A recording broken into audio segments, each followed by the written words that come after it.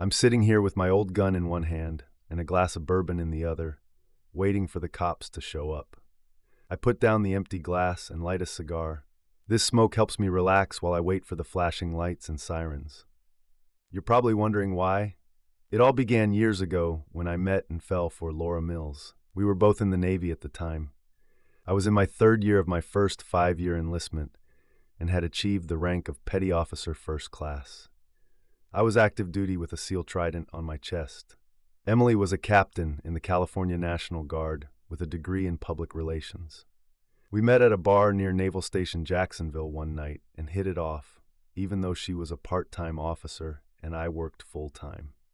With her captivating blue eyes and dark flowing auburn hair, I was captivated.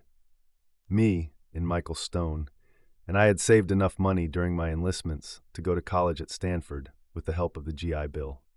Emily, as it turned out, had gone to Stanford as well, and she still had her apartment nearby. She gave me her address and cell number and told me that when I got out to come stay with her while I was going to school. God, she was a whirlwind in bed. During my 5 years at Stanford, getting my degree in engineering, we were inseparable. For some odd reason, she loved me, and I, for more obvious reasons, loved her with all my heart, soul, and being. I won't lie and say I wasn't tempted to stray occasionally, hell, I was no angel. But with Emily, I knew that she was the best thing to ever happen to me. Fast forward a bit, and we still didn't have any kids. Not that I didn't want them, but she was still in the middle of her career, and I wasn't going to stand in her way. Hell, she made exactly the same as I did. I took my degree and got a great job at a global tech company. When Emily got the enviable task of writing a well-known and morose biography, she had just been promoted to lieutenant colonel in the California National Guard. Hey, let's just say that Jack Nicholson was right in A Few Good Men. I hadn't truly lived until I had an Aussie kiss from a superior officer. And before you go screaming fraternization at me, we were not in the direct chain of command when we first started dating. The problem started when Emily had to go to Afghanistan to get Admiral Lewis accounts for the book. She was gone for what should have been 4 weeks and ended up being gone for an entire month. When she got home, she seemed more reserved and distant. I asked her what was wrong, and she told me that she had seen some stuff over there that really rattled her. Having seen combat, I could relate and held her close. We slept together that night, and after that, she seemed to come back to me. She was once again the Emily I fell in love with. A couple of years later, we moved to Houston, and that was when our lives really got turned upside down. First, I was headhunted for the Central Intelligence Agency and put in charge of their main officer's IT division. I was now making better money than I was in the private sector. Emily was ecstatic that I got the job, and she was also ecstatic to be working alongside Admiral James Walker again, gaining more material for his biography. The Admiral had been appointed as director of CIA, so we were working almost side by side. I got to meet him at a social function that I went to with Emily, and he seemed like a good guy. Well, something shouldn't be taken at face value. That night was when my suspicions started. I also met the Admiral's wife, who was a very sweet lady, if a bit on the heavy side. She loved her husband just as I loved my wife. No, the suspicion started when they danced 4 dances in a row and his hand drifted downward to Amela's hips during a slow number. That was it, and I didn't care if he was head of CIA. I would had enough. I walked out onto the dance floor and cut in as graciously as possible. In other words, I had a fist clenched and was more than ready to deck the son of a bitch if he didn't allow me to dance with my wife. Luckily for both of us, he handed her off to me, and I let her know in low but no uncertain terms that what I saw of him fondling her was not cool. Emily just laughed it off and said he was just an old lack. I tried to laugh it off too, but found that the first seeds of doubt in her faithfulness and his honor had already been sown. Emily and I really had it out that night when we got home. Sweetheart, I am sick of that guy taking liberties with you on the dance floor. I don't care if he's head of the goddamn CIA. That does not give him the right to feel up another man's wife. Especially my wife, I said between gritted teeth. Stop being jealous, baby. He was just flirting, Emily smirked. She might not have been taking it seriously, but I was. No, Emily, I'm not just being jealous, and you did nothing to stop him or discourage him. What does that tell me right there? I said with some malice in my voice. Yeah, I was jealous, but I was also seeing some stuff that I really didn't like, and they seemed to be rubbing my nose in it. It should tell you to trust your wife, Ryan. Emily was pulling the trust card. Okay, no problem. I do trust you, sweetheart. I just don't trust him. I shook my head slowly. Well, he's your boss, so you better trust him. Emily stuck her tongue out and crossed her eyes, and that reminded me of one reason I fell in love with her in the first place.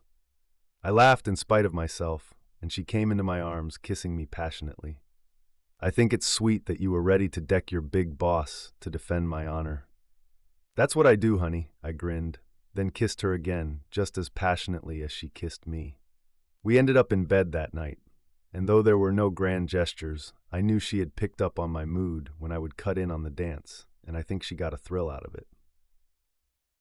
I knew I could take the old man in a straight-up fight if it came to that.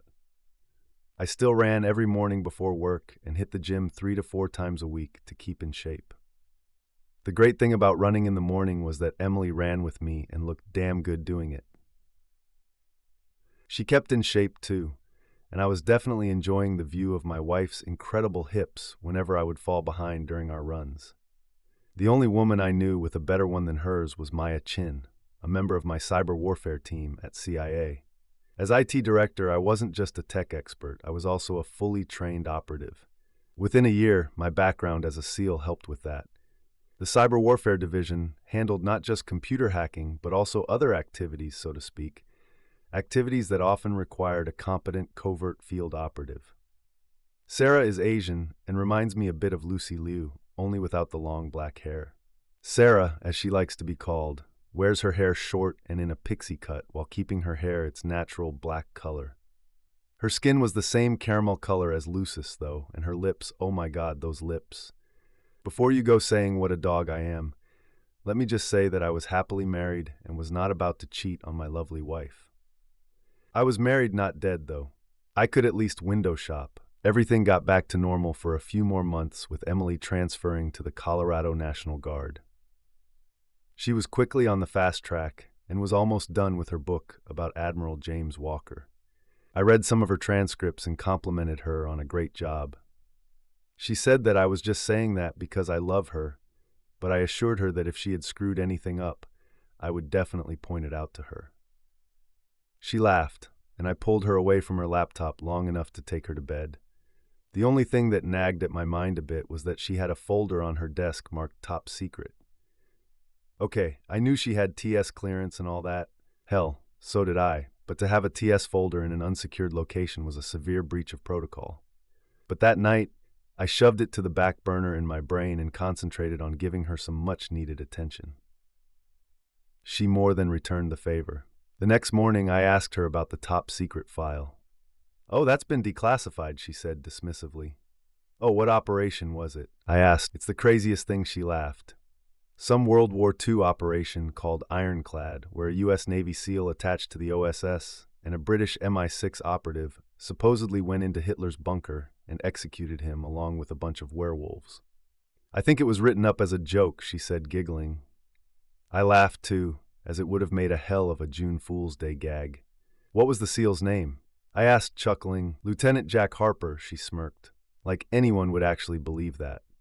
The MI6 agent's name was Victoria Smith. We laughed and joked about the fake operation, which included a report from General Eisenhower, who must have been in on the joke.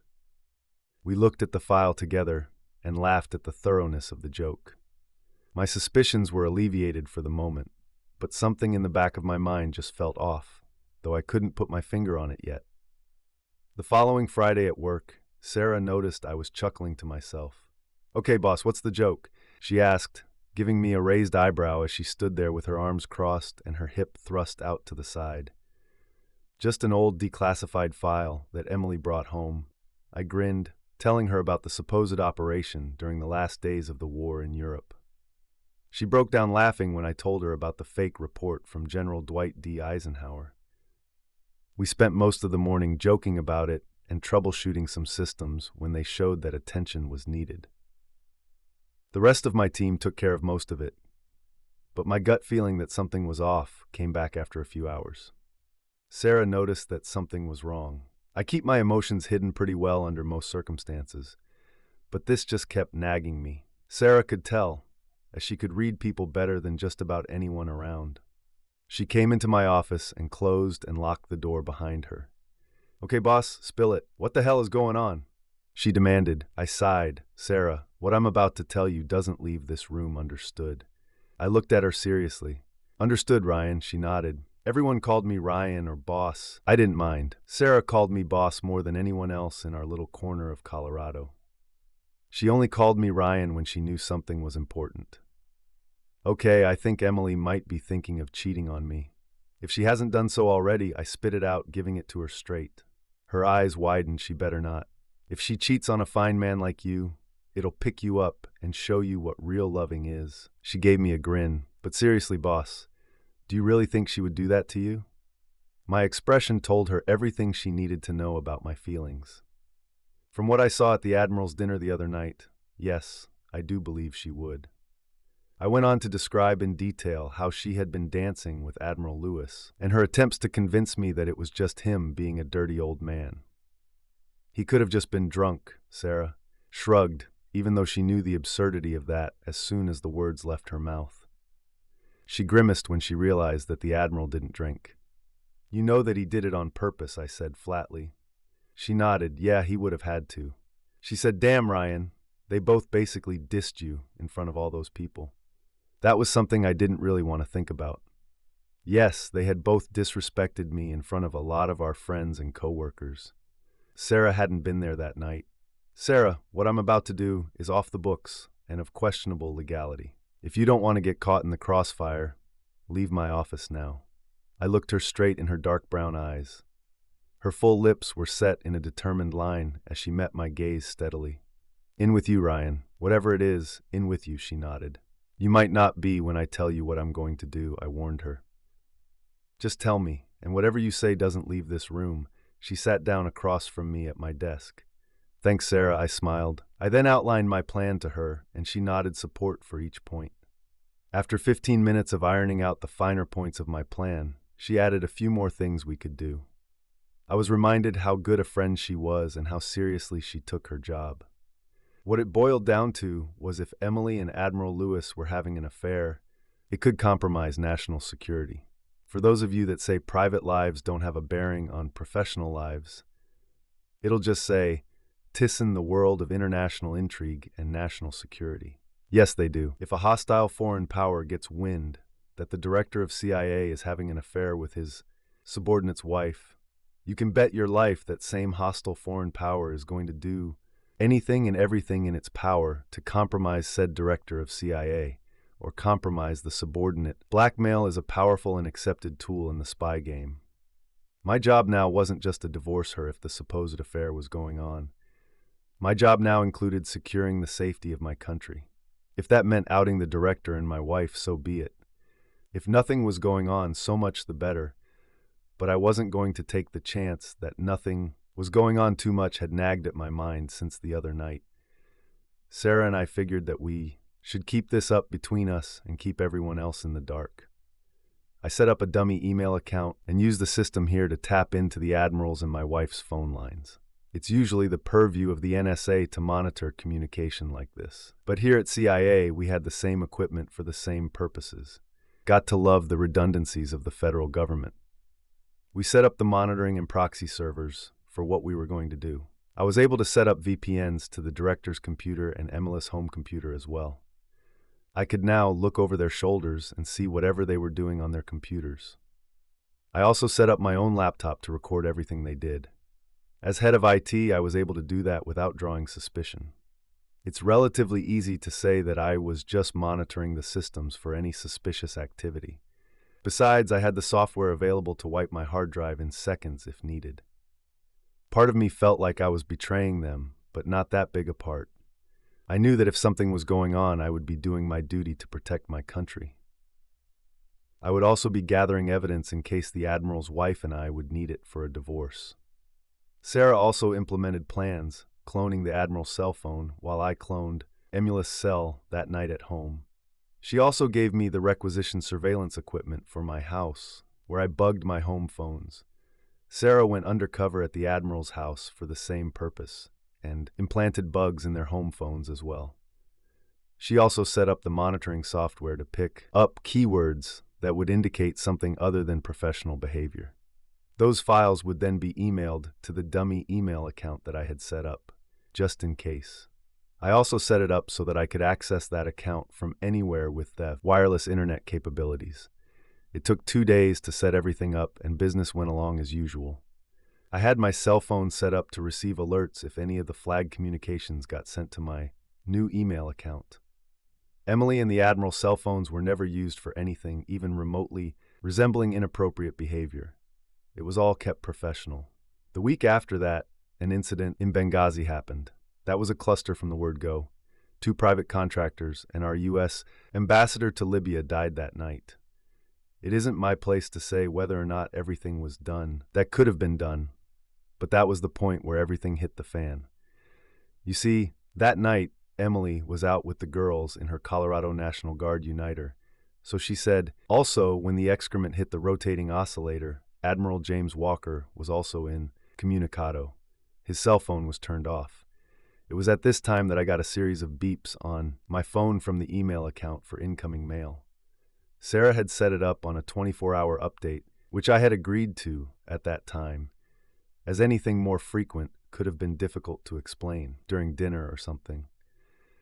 So it was set up for midnight when my phone was usually off, and I could check it in the morning once in the safety of my office. That night, however, I was wide awake and waiting on Emily to get home. When I checked the emails, I just about threw my phone across the room. I calmed down and called Sarah instead. "Hey, Ryan, what's going on?" she asked, with a yawn. "In forwarding these emails to you, Sarah, tell me what you think I said, then sent them to her from my laptop through the proxy servers." She read them and she was silent for a while before letting out a holy ST when she got to the sexting emails between Emily Adams and James Walker. "That's about the size of it, sweetie," I said. I was seething with rage and already planning to name the son of a bitch in the divorce proceedings and to share all of this evidence with Jessica Walker at my earliest opportunity.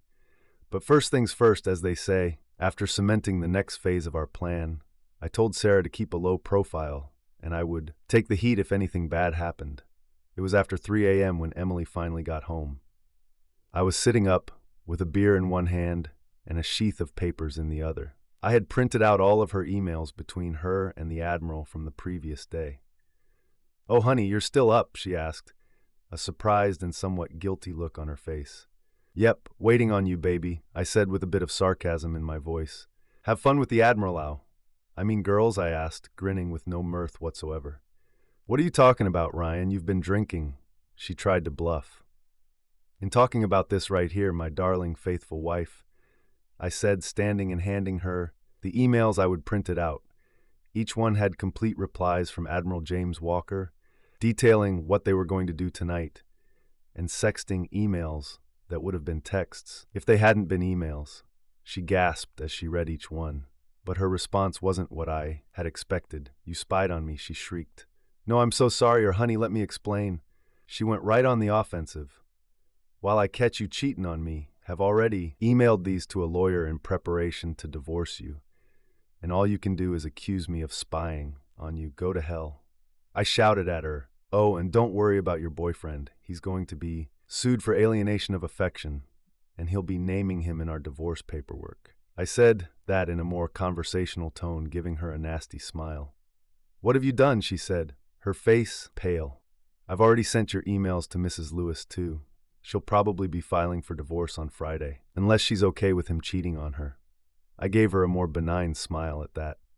"Tell me, Emily, did she or I deserve what you and your asshole boyfriend did to us?" But she had stopped listening and was on the phone immediately. "Yes, it's me. Ryan knows.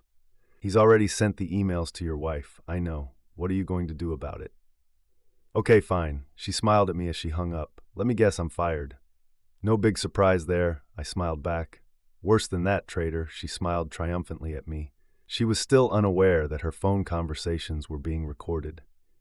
No problem there. I would have it tomorrow night at midnight, but she didn't need to know that yet. "Traitor? Me? You two are the ones putting national security at risk." I shot back. The director of CIA having an affair with the wife of one of his subordinates. Do you even realize what would happen if a hostile foreign power found out about that? Do you realize that you, I, or even Admiral Robert could be compromised? With everything out in the sea open, at least there won't be any blackmail to make you do what they want. Emily's face paled at that. Yeah, cheaters never plan for worst-case scenarios. I walked over to where my gym bag was and picked it up. While you think about how you've ruined our marriage, your career, your lover's career, and how you nearly caused the breach in this country's security. Emily, also think about the pain you've caused me, Mrs. Lewis, and their children. At least we don't have kids, I said with some finality. With those words, I left her sobbing as I left the house and walked out to my '90 Pontiac Firebird. The black paint with the twin racing stripes down the length of the body was still my pride and joy. My dad had helped me restore the classic sports car back when I was in high school. He bought me the body for my 17th birthday, and by the time I was 19, we had it fully restored. The first time I drove it after getting my license, I was pulled over for speeding. The cop let me off with a warning, and I took that warning to heart. I slowed the hell down until I could be sure that no cops or traffic cameras were around. I tossed my gym bag into the back seat, started the powerful 353 V8, and peeled out of the driveway. I would back in for a quick getaway and enjoyed squealing the tires as I gunned the engine. In my bag were several changes of clothes, some personal items, and my Beretta 95 FS. I love my grandpa's old service weapon. It's had a couple of pieces replaced over the years, but it's still in perfect working order with the original barrel, grips, trigger, hammer, and slide. I made it 18 miles toward my safe house before they found me. I saw the black SUVs in my rear view as they closed with me quickly. I gunned the powerful small block and watched the needle climb to over 123 miles per hour. I couldn't resist the grin that split my face as I drove, like a bat out of hell, leaving those SUVs in the dust. No, the main problem wasn't CIA behind me. It was the CIA chopper pacing me and keeping its spotlight on me as I drove. So, when I pulled over to the side of the road, got out, grabbed my pistol, and started squeezing off rounds at the bird, it veered away. I saw, much to my surprise, the spotlight shattered from probably the luckiest shot in history. I couldn't help but laugh at that and got back in my car as I heard the SUVs trying to catch up. I donned it again, put on my night vision goggles, and cut the lights on my Camaro. 75 miles later, I pulled off the road onto a dirt road that led to my safe house. Now, to clarify a few things, the FBI has no jurisdiction to operate within the United States of America. In fact, it's illegal for the FBI to do so. And if you believe that the FBI doesn't operate within the United States of America just because it's illegal, you really do need to get your head out of your ass. Thus ended the lesson. With that in mind, I had appropriated an old CIA black site in rural Colorado to use as my safe house. It looked like an old farmhouse, dilapidated and crumbling. The farmhouse itself was supposedly once a stop along the Underground Railroad before and during the Civil War. Once I had the codes for the site, I deleted it from the CIA registry. That was one of the things I had done to plan for this contingency. Being the director of CIA, Admiral James Walker had vast resources at his beck and call. Basically, he could call upon all branches of CIA if he needed them. Well, with me on the loose with a lot of evidence that could end his career, he figured he needed them.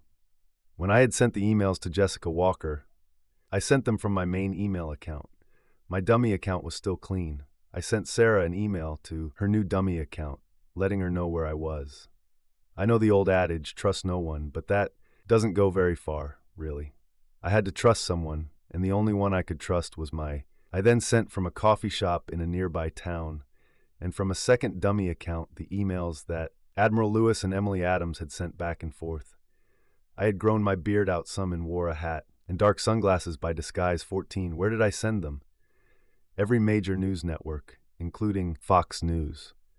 I also sent recordings of the conversation Emily had with the asshole the night I discovered what they had been doing.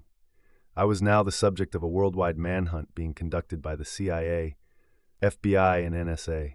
My Camaro was safely hidden in the underground garage back at the black site. I was riding an old Harley Panhead that I had found in the underground garage. With my new scraggly look, the bike fit me better than it would have before. Sarah kept me apprised of developments on the home front. She said that the asshole had talked his wife out of divorce for the time being, and so far, none of the news networks had run my evidence. Even Fox News was holding back for some odd reason. She used her burner phone, and I used mine. We were pretty well untraceable. That is, unless the NSA had voice recognition software going, which they probably did. In a great show of solidarity, all of my IT team had resigned upon hearing about what happened, and because I had forwarded all the emails to them as well. Once they heard that I was the subject of a manhunt, they decided that they would go into business for themselves. Good men and women, all of them. It was a few weeks in, and I still had enough Ken Raskins to last me another 5 years when Sarah showed up at the safe house. She showed up unannounced, so when she opened the door into the bunker from the underground garage, she found herself staring down the barrel of a .48 that I held. Okay. I take it you don't like visitors, she squeaked. I dropped the weapon to my side. You could have called ahead first, I growled, then chuckled. She threw herself into my arms, hugging me tight. Sorry, Ryan. I didn't want to take the chance of the NSA tracing my call to you. What about tails? You know you were probably followed, right? I said. I lost them, she replied with a self-satisfied smirk. She then leaned forward and gave me a kiss on the cheek. You need a shave. You'll shave when I don't need to live on the run anymore. I smirked back. What brings you by? I asked finally. I just wanted to see you and make sure you're okay, she said as she let me go and followed me into the living room. We sat on the couch together, and I looked at her. God, she's gorgeous. That can't be the only reason. What's going on back at the camp? I asked, referring to CIA and more. She rolled her eyes. The main news networks are finally investigating your claims and evidence. Though so far your fugitive status has been kept from the press, which is both good and bad. Good because they aren't using the news to get my picture out to find me. And bad because once word got out, they would have to take my evidence. Seriously, I nodded my understanding. What are you going to do? She asked. I really don't have any idea anymore, to be honest. I could wait it out and see how long it took the asshole to finally try to get the local law enforcement to look for me. Or I could force the issue and head up to New York and make a surprise appearance on the Today's Show. No, that would be too risky. The news people had my photo and that I wasn't available for comment, but nothing on the manhunt that was being conducted by CIA. If I was cornered on some lonely stretch of road, they could make me disappear real quick. I needed something that was a sure thing. I looked at her and smiled, going to cut the head off the snake. Her mouth opened in shock. Ryan, you can't, she gasped. If you kill him, her voice trailed off as she shook her head. Sarah, do you trust me? I asked, looking her in the eyes. Of course I do, she nodded once. Then trust me now, I said, and took her in my arms. She tilted her chin up, and our lips met in the most sensual kiss I've ever had with any woman in my life. Our tongues danced together as her arms came up and encircled my neck. She moaned into my mouth as we kissed passionately. She didn't feel the needle that I pushed into her soft skin, but the tranquilizer took effect. Immediately, where I'm going, you can't follow. What I have to do, you can't be a part of, I whispered as I picked her up and carried her into the bedroom. I laid her out on the bed and checked her pulse to make sure I didn't give her too much. She was breathing regularly, and her heartbeat was strong. Good. I smiled and kissed her lips tenderly, then walked out. Now I felt like Tom in Casablanca, walking out on a woman who truly loved me. I felt like crap, but I didn't want her caught in the crossfire. I grabbed some weapons and ammo from the arsenal inside the bunker, as well as 2 sets of handcuffs. I had test-fired some of the 9mm ammo with the Uzi and HKMP5 suppressed. It was still in decent condition with no misfires. They would do if needed. I chose the suppressed MP5 SMG and loaded up my Beretta with some 9mm. I holstered my weapon, slung the MP5, and walked out to the underground garage. I debated taking the Harley, but I would definitely be pulled over if they saw the HK slung on my back. I could also take Sarah's car, but decided against that too. I didn't want anything I did tonight to come back on her, so I opted for my trusty Camaro. I figured that if I died tonight, or if I was captured, I would at least have one last drive to remember. I smiled as I opened the berth door and tossed the SMG onto the passenger seat. I'd buckled up, started her up, and listened to the rumbling purr of the engine as it begged me to let the horses run. I hit the garage door opener and drove up the ramp and out into the dusk of central Colorado. I put on my NDGs again and ran dark as I opened her up full. I made one call from my burner phone before I got to my destination. I identified myself and said that all would be made clear if they met me at a certain address. Soon I was in Anmaro Lewis neighborhood and pulled up in front of his house. I parked crossways behind Endless Car in front of the garage. No matter which car tried to leave, it would have to run over mine to get out. Emily was here too. That just made what I had planned even better. I grabbed the HK and made my way quickly up to the front door. I rang the bell and waited with the SMG at the ready. Anna answered the door and I put my finger to my lips in the universal shush gesture, and she just nodded. Her eyes, wide, was shocked. I entered and she backed up a bit with her hands raised. I leaned forward and whispered to her, "Anna, you have nothing to worry about. You're the only innocent one here." I nodded and gave her a smile. "I'm not going to kill anyone if I can help it, okay?" She gulped and nodded. "I guess so," she said. "Ma'am, you just have to trust me. I'm not going to kill either of them. But they've been cheating on us for quite a while," I said in a serious tone. She nodded again and gave me a nervous smile. I motioned for Anna to precede me into the living room, where Robert and my soon-to-be wife were sitting. He smiled at her when she walked in ahead of me, but the smile froze and disappeared when he saw my ragged appearance and the firepower I was holding. "Traitor!" he shouted, but I leveled my weapon at him before he could rise. "Is that what you told your loving wife?" "Asshole," I growled, "that my proof of your adultery was nothing more than me trying to undermine national security." Emily paled, having heard what I said to her the night I left home. "We can explain, baby," she wheedled. "No, you can't explain. If anyone is a traitor here, it's you too," I spat out. "Now strip," I shouted in my best command voice. Admiral Lewis looked like he wasn't going to comply, so I shot the phone between them before he could react. The suppressed MP5 made a puff sound as the bullet destroyed the house phone. Emily was already stripping her clothes off, and the Admiral was complying as well. "While Emily, you must not have been cheating on me because of his size." I laughed harshly at the Admiral, who was a good solid 2 inches soft. He would get to maybe 5 inches hard if he was lucky. Emily blushed and looked away in shame, but even naked and scared, she was still a gorgeous woman. Well, soon the entire world would see just how gorgeous she was naked. "What are you going to do?" Anna asked. "Well, I think that they need to be humiliated somewhat. Don't you agree?" I asked with a smile. "Actually, I think I do agree," Anna replied. I noticed that neither one of them tried to deny the affair when confronted with it directly. Anna had a smirk on her face as she looked at her naked hubby. "You creep. I hope you get fired for this." She sneered at his littleness. "Like you ever kept me satisfied with that little thing." I had to grin at that one. "Knocked him down a few pegs. Good job, Anna. Now what happens next depends on you telling me the truth. Since we know for a fact that the affair has been happening and going to ask a series of questions, your honesty is going to decide your fate. Just know that I've learned a lot more than you might think over the last several weeks." I smiled, giving them my best bluff. They nodded their understanding, and Anna went over and slapped her husband across the face. He took it since I had trained my weapon on his head. He glared at me. "Oh no, sir, don't glare at me like that. You and my soon-to-be wife brought this on yourselves. You tried to use me as a scapegoat when I got the goods on you, just so you wouldn't be seen as a threat to national security, right?" I said, "It wasn't supposed to be that way, son." Robert said, "Don't you dare call me son," I growled, aiming once again at his head. "How was it supposed to be then? Care to enlighten me?" "You were never supposed to find out," he said. "Of course I wasn't.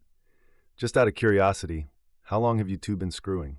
I asked. All pretense of civility dropped. "For years," Emily said sheepishly. "Since your first deployment to Iraq," she confirmed, and she nodded. "Yes, I'm so sorry, Ryan," she said with a pleading look in her eyes. "Sorry you got caught, right?" I snarled. "I know my almost excitement is sorry he got caught." Anna exclaimed, then reached down and grabbed him by the balls. She squeezed, and his face went red with pain and humiliation as his wife squeezed. his balls until he fell to his knees in agony. I bet that hurt, I smirked.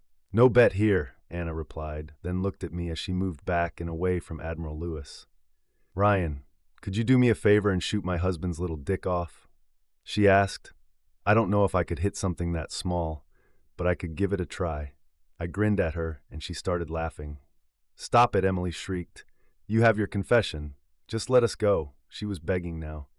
Sure, go ahead, I shrugged, but you will leave this house naked. I told her, then went forward and withdrew the first set of handcuffs from my pocket, slapping them on her as she stood there in shock. I pushed her toward the front door. When she got to the door, I opened it and shoved her outside right into the lights from the news van parked on the street. Her hands were cuffed behind her back, so in an attempt at modesty, she fell to the grass and curled up in a ball. I laughed, as did Anna, when she looked out the peephole in the door. Anna, leave out the back. You don't need to be here for what is about to happen. For your own dignity, it would be best if you left, I told her. Go out the back, around to the other side gate around the corner. Trust me, I am not going to kill your husband. I trust you in this, Ryan. You're a good man. She gave me a hug and kiss on the cheek, then headed toward her kitchen and the back door. Meanwhile, I walked back into the living room, pulling the second pair of cuffs from my pocket. Admiral Lewis was still trying to rise from his wife's ball busting when I reached him and effortlessly cuffed his hands behind his back. Now, Admiral, it's time for your day in the gring. I snarled as I walked him to the front door, his limp very pronounced from what Anna had done to him. I opened the door and shoved him outside, and he tumbled into the grass beside a still stricken Emily. I waved to the camera crew from the door and then closed and locked it. I shut off all the lights and headed towards the Admiral's home office. So here I sit, waiting for the authorities to show up. The news people must have finally called 914. As I sat there, drinking the Admiral's bourbon and smoking one of his Cuban cigars, damn it, if I was going to be either summarily executed or hauled off to jail, I was going to enjoy myself a bit before that happened. I sat with my Beretta on my knee, a sense of peace. The old pistol had seen a lot of action over the last century. It had been made in 1990 and was one hell of a weapon. It had seen action in Desert Storm, Afghanistan, and Iraq. I had carried it since my dad gave it to me after my grandpa died. I smiled as I looked at it. The only thing I regretted was knocking Sarah out before I set off on this stupid crusade. I just hoped she could find it in her heart to forgive me. I was bounced from my reverie by the phone on the Admiral's desk ringing. I picked it up. This is Admiral Lewis's office. I'm afraid the Admiral isn't disposed at the moment. May I take a message? I leaned back and put my feet up on his desk as I took another puff from the Cuban stoga.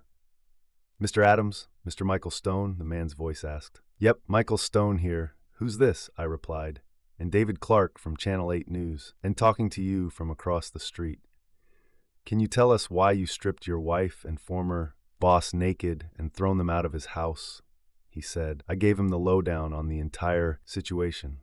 I told how I was now the subject of a worldwide manhunt thanks to the evidence that my wife and the Admiral were having an affair.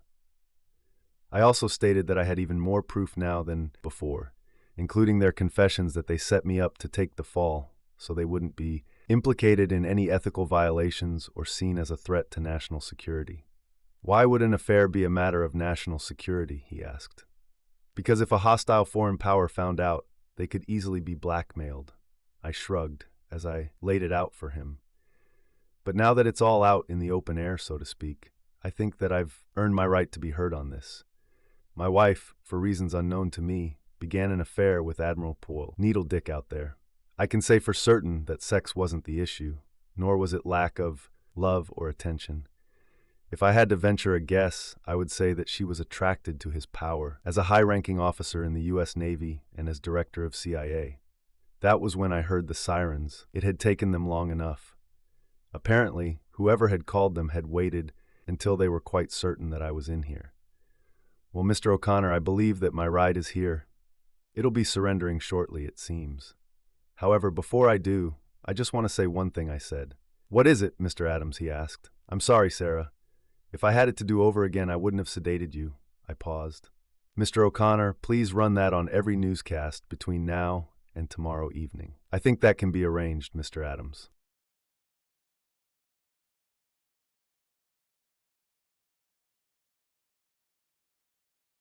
Well, I figured my luck couldn't get that much worse. Hell, I had used up my lifetime allotment of good luck here tonight, being able to pull off my revenge on a scumbag and a cheating woman.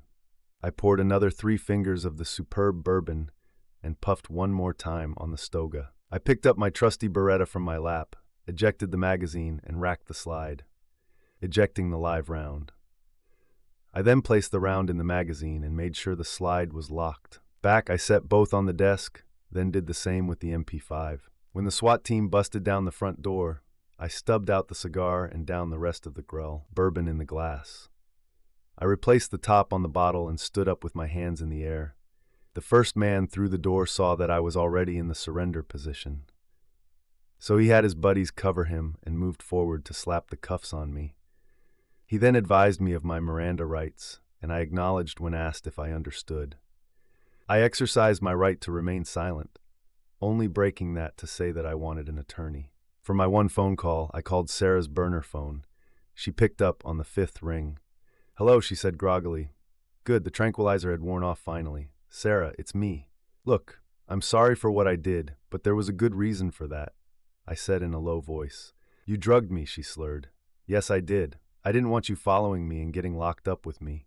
I'm in jail right now, but if you want the full story, watch the news." David Clark on Channel 8 got my exclusive interview. In case you were wondering, I smiled in spite of myself. It was all out in the open now. Nothing hidden like Emily and her admiral asshole would have wanted. "Ryan, am coming to bail your sorry ass out of jail. Then I'm gonna kick your butt up one side and down the other," she threatened, her voice now perfectly fine. Yeah, her adrenaline burned off the rest of the tranquilizer in record time. "And it'll let you kick my butt up one side and down the other as many times as you want. At least I managed to keep you out of jail, and that's worth it to me." I smiled, and she chuckled, on the other end of the line. "Okay, smart ass, he'll be there in the morning. I have the number on my caller ID, so he'll be there in a while," she said. "Thanks, sweetie. I really do owe you one," I smiled. "See you in the morning." "Bye. Ryan, you'll be there soon." She hung up. I was shown back to the holding cell and was thrown into one by myself. I guess word had gotten around that I may pose a danger to other inmates. I could live with that. I did push-ups, sit-ups, and even pull-ups by tilting the bunk beds on end and using the bar at the head of the top one to do my exercises. Once I was done, I caught an hour-long combat nap and was up and ready in time for my arraignment.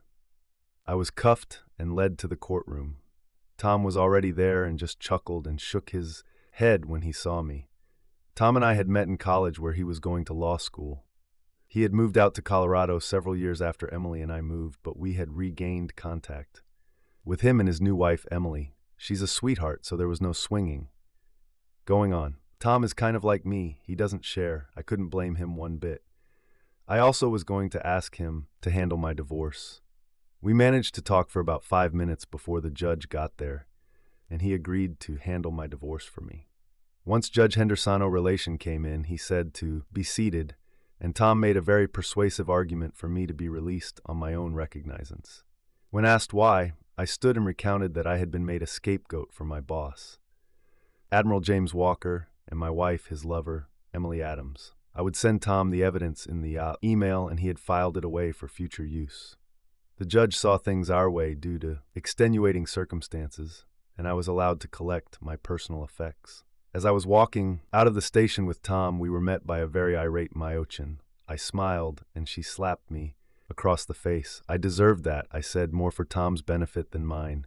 "You deserve a lot." "More than that, white boy," Sarah said as I rubbed my face. "I agree. At least you didn't have to spend the night in there." I smiled as I hooked my thumb over my shoulder at the police station. For some odd reason, the feds didn't even show up to press their own case against me. They had to know that I would have been caught. But they were keeping their distance for the time. At least I got my brother back after showing them my CIA ID. It seems that in his haste to declare me an enemy of the state, the Admiral had failed to fire me officially. So I just smiled, accepted my granddad's side on back, and walked out of there to be met by my aforementioned assistant and possible lover, who was really pissed off at me at that particular. Her expression softened, and she threw her arms around me, hugging me tight. "Never do that again," she commanded. And it was a command that I would be more than happy to follow. "I want as long as I don't have a reason to do it, I promise." "Good, because I don't want you in jail or worse," she exclaimed. The charges against me were dropped due to extenuating circumstances, for which I was grateful. CIA got them dropped, strangely enough. It seemed that Admiral Lewis was going to be called before Congress to testify as to his affair and the threat to national security that it had caused. The kicker was the recordings I sent to all the news networks, posted them on YouTube, and identified the director of CIA and my soon-Tobic's wife. My Camaro was still where I had parked at the night before, and after I picked it up, I followed Sarah home. My house had nothing I really wanted. Hell, I would make sure I took everything I wanted when I ran. She handed me a spare key when we got there, and when I went inside, I removed my wedding ring and threw it in the garbage. As far as I was concerned, Emily and I were already divorced. Sarah saw me do it. "Hey Ryan, does that mean what I think it means?" She asked. "Yes, it means that as far as I'm concerned, Emily no longer exists. Tom is having her served today, wherever she is. Hell, most likely shacked up with her asshole lover. I'm giving her nothing but the house. Screw alimony, screw spousal maintenance, or whatever they call it. She owes me that much. Hell, I'm pretty sure her folks have seen the evidence now, too." I smirked. I turned my cell phone off preemptively to make sure that I wouldn't be receiving any calls from her irate folks. "Honey, I know I'll probably just end up a rebound fling, but I want you," Sarah said as she moved up into my arms. She stroked my bearded cheek and then took my hand with a smile. "Come with me, baby." I think I could do that. I smiled back and let her lead me to her bedroom and the bathroom attached to it.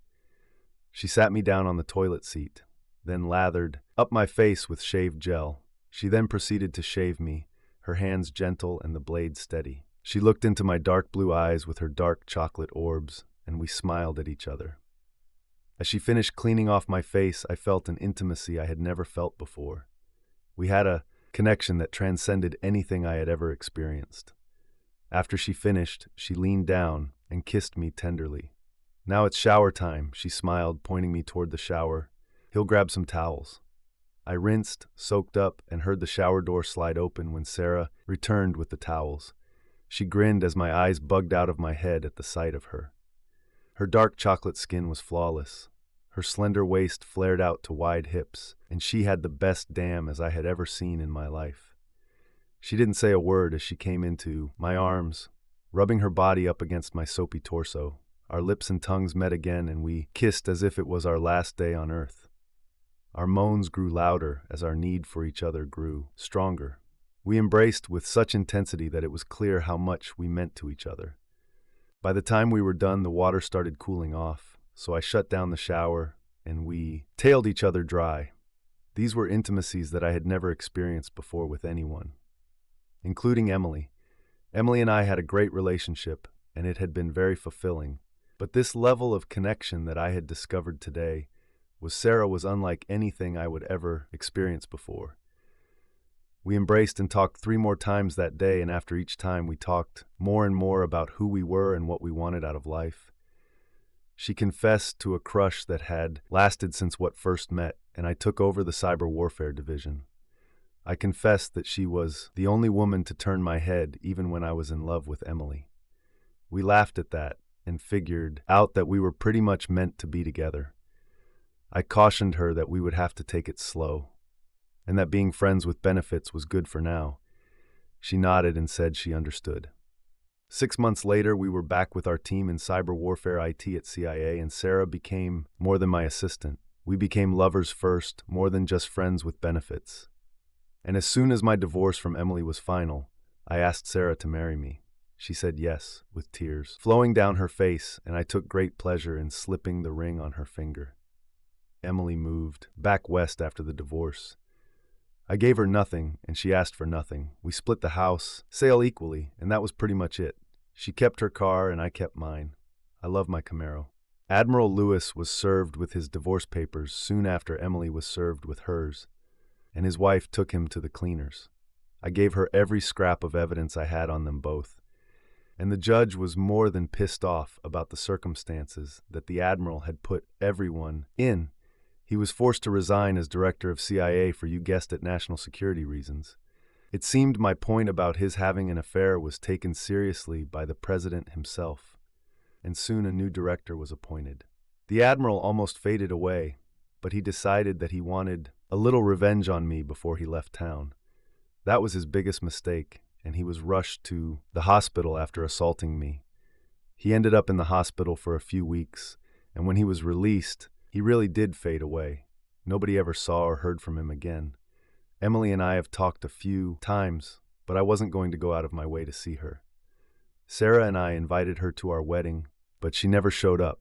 Oh well, last I heard she was up in Seattle someplace. Whatever. As for Sarah and me, we were married, as I just mentioned, and we moved back to Houston. She introduced me to her family, and I transferred from CIA to the LAPD's cyber division. Sarah resigned outright from CIA, and she just announced to me that she's pregnant and going to be a father. When I look back on the life I had with Emily, it pales in comparison to the life that Sarah and I have now made with each other. I've never been happier in my life. Thanks for watching. What would you do if you uncovered an affair that threatened both your personal life and national security? Let us know in the comments, and don't forget to like, share, and subscribe.